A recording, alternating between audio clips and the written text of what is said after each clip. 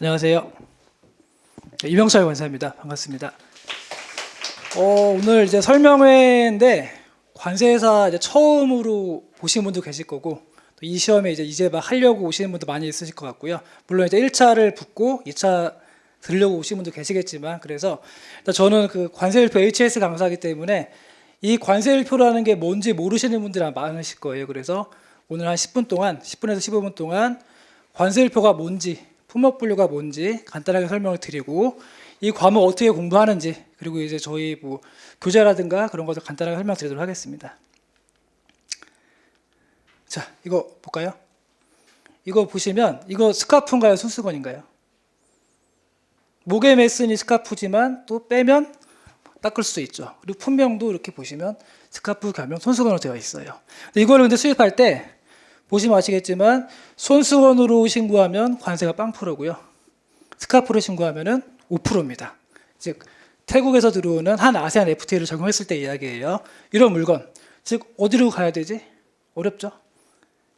이런 것들. 얘가 빗인가요? 브러쉬인가요? 여자분들 많이 쓰시는데 분명 머리에 내가 빗질을 하는데 빗인 것 같기도 하고 브러쉬 같기도 합니다. 그런데 보시다시피 얘가 빗이면은 중국에 수입할 때 관세가 없어요. 하지만 브러쉬로 수입을 하게 되면은 관세가 0.8%가 있습니다. 또 애매하죠. 요새 해외 직구 많이 하잖아요. 물건 많이 들어오는데 해외 직구라는 게 들어와서 이제 수입 신고를 하고 관세를 내야 되는데 관세가 몇 프로 적용이 될 것인지를 결정하는 중요한 절차라는 거죠. 또 하나 볼까요? 이거는 배드민턴 전용 운동화입니다. 그런데 여기 보시면은 스포츠용 운동화는 관세가 9.1%고요. 기타 운동화는 무려 13%예요. 당연히 내가 수입업자라면 일로 신고하고 싶을 거예요. 그런데 규정에 보면은 스포츠용이라고 하는 것은 테니스, 농구, 체조, 훈련화 이와 유사한 것이라고밖에 안 나와 있습니다. 그럼 배드민턴 신발은 여기 포함이 될까요? 이런 애매한 것들. 이렇게 이제 해외에서 물건이 들어올 때 이걸 어디로 분류해야 되나?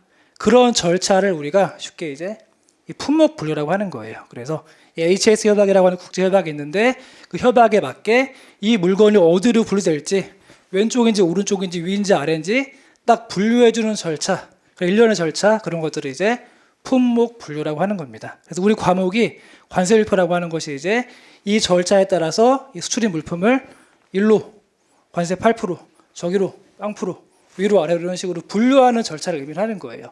그런 걸 여러분들이 배우시는 겁니다. 보시면 우리는 전문 자격사이기 때문에 전문 자격사의 특징은 우리 직업에 관한 법이 있어요. 즉 관세사 법이 있다는 겁니다. 그렇기 때문에 흔히 말하는 8대 전문 자격사라고 하는데 각각의 우리 자격증에 대한 법이 있고 우리는 평생 이 법에 따라서 먹고 살 수 있고 우리의 업역을 이 법으로 지켜주는 거예요. 그런데 딱 보시면 1번이 뭔가요? 1번 수출입 물품의 세번 및 세율의 분류 이게 바로 첫 번째 우리 업무입니다. 즉 품목 분류라고 하는 거죠. 그렇기 때문에 이 품목 분류 절차가 관세사 업무에서 제일 중요합니다. 제가 이 HS 관세일표를 강의해서 말씀드리는 게 아니고 다 물어보세요. 이게 관세사의 가장 제일 중요한 절차라는 거죠. 여러 가지 절차들이 있긴 하지만 1번입니다. 1번. 그리고 요새 아시겠지만 외부 뭐 변호사들이 다른 외부에서 이제 우리 일을 하려고 막 들어옵니다. 그런데 이 품목 분류 업무는 우리밖에 못합니다. 그리고 우리나라에서 이 과목을 공부하는 직업은 우리밖에 없어요. 굉장히 중요한 과목이죠. 그래서 이거는 이제 보시면 수입신고 필증입니다. 외국에서 물건이 들어오면 세관에 수입신고를 하고 수입신고가 수리가 되면 이제 이 수입신고 필증이라는 게 발급이 되는데 보시면 여기 빨간 표시되어 있죠. 거기 뭐라고 써 있나요? 세번 부호 바로 HS 코드를 말하는 거고요. 이 물건이 바로 저기 3923에 분류가 되었다라고 세관에 신고를 한 겁니다. 이 신고를 했기 때문에 이 HS 코드에 따라서 관세율이 결정이 되고 아까 보셨던 것처럼 8%인지 0%인지 0.8%인지 0%인지 결정이 되고요. 그 다음에 이제 관세율이 결정이 됐기 때문에 세금이 얼마인지 확정이 되는 겁니다. 그리고 기타 이제 여기 해당 사항은 없겠지만 관세를 면제해주는 관세 감면 대상 물품이라든가 그 다음에 수입 요건이라든가 기타 원산지 표시 여부 등등등 즉 관세 행정에 여러 가지 절차가 있는데 가장 첫 번째 단추가 바로 HS를 어디로 분류하는지 제일 중요한 거예요.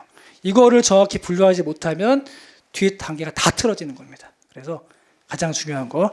이 밑에는 제가 따로 떨어뜨린 이유가 수출할 때. 요새 FTA 많이 하시죠?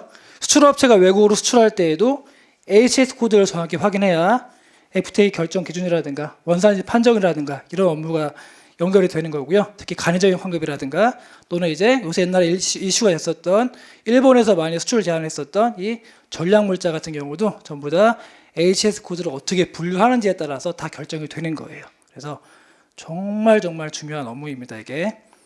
그래서 우리가 이걸 배울 건데 이 관세율표라고 하는 것이 앞에서 설명드렸던 것처럼 관세법이라는 과목의 맨 뒤에 붙어 있습니다. 그래서 관세법 별표 관세율표라고 하는 거고요. 이 관세율표 과목은 그래서 가장 중요한 통칙, 즉 이 물품을 어떻게 분류하는지에 대해서 제일 원칙적인 내용이 나와 있는 통칙이 있고요. 그 다음에 이제 하나하나 개별 물품별로 어떻게 디테일하게 분류가 되는지에 대해서 규정하고 있는 이 주라고 하는 게 있고요. 그 다음에 각각 이제 그 물품에 대한 자리를 알려주는 이런 호라고 하는 게 있고요. 그 다음에 또 이제 위에 있는 것들을 보완해주는 해설서라고 하는 게 있습니다. 총 4가지로 구성이 되어 있고요. 관세율표라고 하는 게 이 책 안에 4가지가 잘 나와 있는 것이고 여러분들은 이제 이거를 잘 배우시는 거예요. 이걸 배워야지만 내가 신고를 할 수 있고 신고할 때 어디로 갈지 분류할 수 있기 때문에 아시겠죠? 이게 바로 이제 관세율표 품목분류라고 하는 겁니다. 그래서 이거 잘 보이실지 모르겠지만 이게 실제 우리 그 규정이에요. 보시면은 이쪽에 있는 게 이제 주라고 하는 거고요. 그 다음에 좀 잘렸지만 위쪽에 있는 게 이제 호의 용어 3번이라고 하는 거고 이제 이 아래 보이는 게 이제 해설서라고 되어 있고요. 이런 내용들이 이제 책에 담겨 있고 우리는 계속 이걸 공부를 하는 거예요. 그래서 우리가 수출입할 때에는 어떤 물건이 들어올지 몰라요. 이 세상에 정말 수백만 가지 물건들이 있을 거잖아요. 그것들을 다 분류하고 신고를 해야 되기 때문에 모든 물품을 다 배웁니다. 정말 이런 마이크부터 물부터 화학물질부터 플라스틱, 고무 등등등 이 수많은 물품들을 다 배우는 거고 그런 과목이 바로 관세율표 과목이에요. 그래서 이거 하시려면 이제 어떤 사물에 대한 관심도 있어야 되고 흥미도 있어야 되고 그런 분들에게 굉장히 적합할 거고요.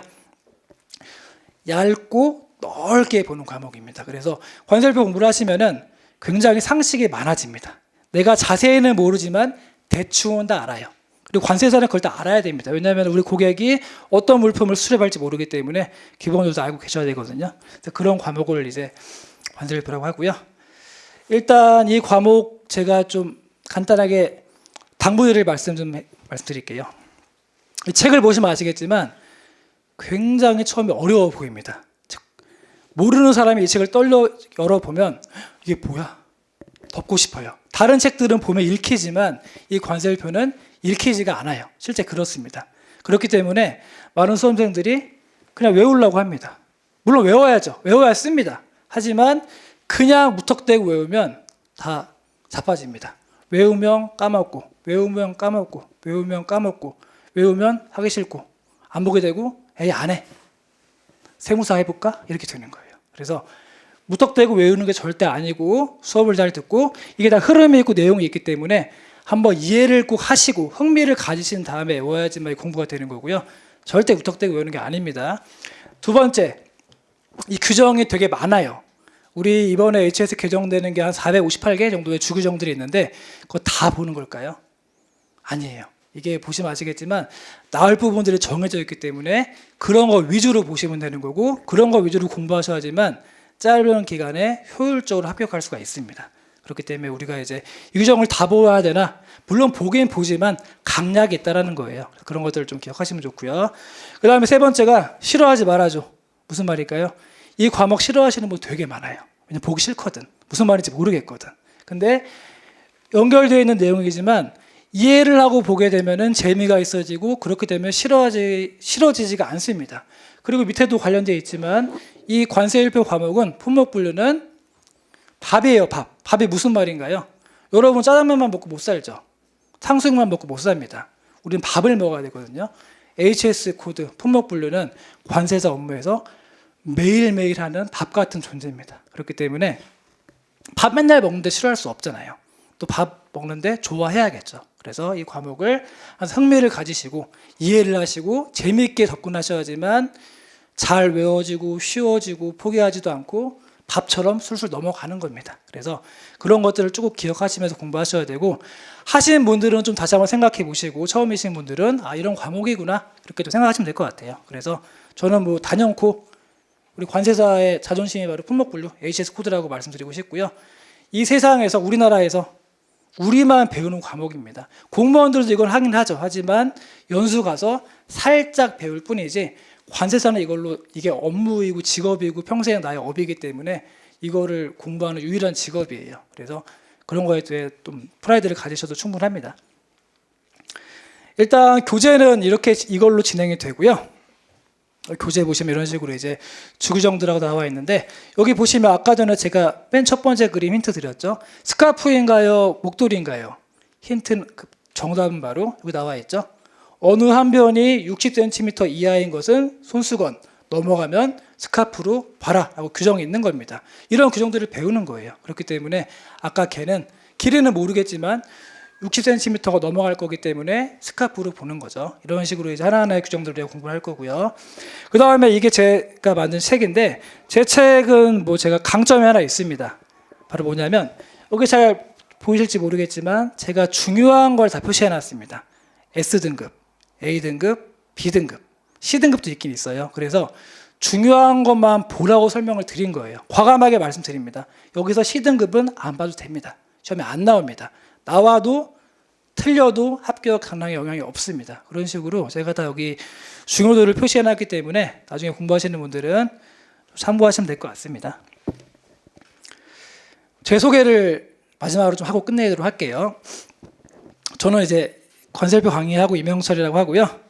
25기입니다. 08년도에 합격을 해서 벌써 14년 차가 된 것 같아요. 그래서 저도 처음부터 통과부터 시작을 해서 많은 업무를 해봤고, 지금은 이제 관세사무소 같이 동기랑 같이 운영을 하고 있고요.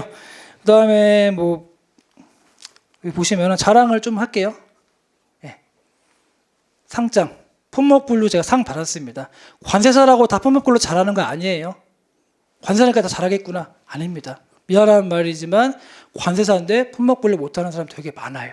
공부도 열심히 해야 됩니다. 근데 저는 이제 이렇게 뭐 상도 받았기 때문에 강의도 하고 있는 거고요. 그리고 열심히 일하다 보니까 뭐 상도 주네요. 그래서 상도 좀 받았어요. 자랑이지만. 그 다음에 보시면 아시겠지만 제가 네이버 활동을 합니다. 제 이름 치면 나올 거예요. 왜냐하면 요새는 또 이제 아시겠지만 해외 직구라든가 개인용 통관이 굉장히 많기 때문에 그런 부분들도 저희의 수익원이 됩니다. 예전에는 우리가 관세사 업무라는 게 이제 B2B 거래, 회사와 회사를 거래를 했지만 지금은 개인들도 많이 수입을 하고요. 개인 물품들도 150불이나 일정 금액이 넘어가게 되면은 관세사 통해서 수입 신고를 해야 됩니다. 그럼 개인들 수입 신고 본인이 할 수 있을까요? 못합니다. 다 관세사에게 돈을 주고 맡기고 하는 거고, 저희는 그런 업무들을 받아서 하면서 또 새로운 수익원이 나오는 거예요. 그리고 이제 관세사 통관만 하는 거 아니에요. 상담도 해주고 교육도 해주고 그런 시장들이 많이 열렸기 때문에 네이버 통해서 그런 활동도 하고, 제가 하다 보니 제가 베스트예요. 제일 많아요. 네이버에 웬간한 거 치면 저 다 나옵니다. 그래서 공부하시다 모르시면 그냥 네이버에 올리세요. 제가 답변 달아드리겠습니다. 그래서 이렇게도 일을 하고 있고요. 네, 그래서 이렇게 간단하게 설명드렸으니까 이 관세일표 강의 재미있게 공부하시고, 정말 이거 하나만 꼭 기억하세요. 아주 우리 관세사 업무를 하실 거면 이거 포기하시면 살아남을 수가 없습니다. 그래서 재밌게 하시고, 오늘 이 짧은 시간이었지만 어떤 분에게는 아마 굉장히 인생의 중요한 터닝 포인트가 됐을 수 있을 것 같아요. 그래서 잘 활용하셔서 좀 다음에 좋은 자리로 또 만나 뵙도록 하겠습니다. 고맙습니다.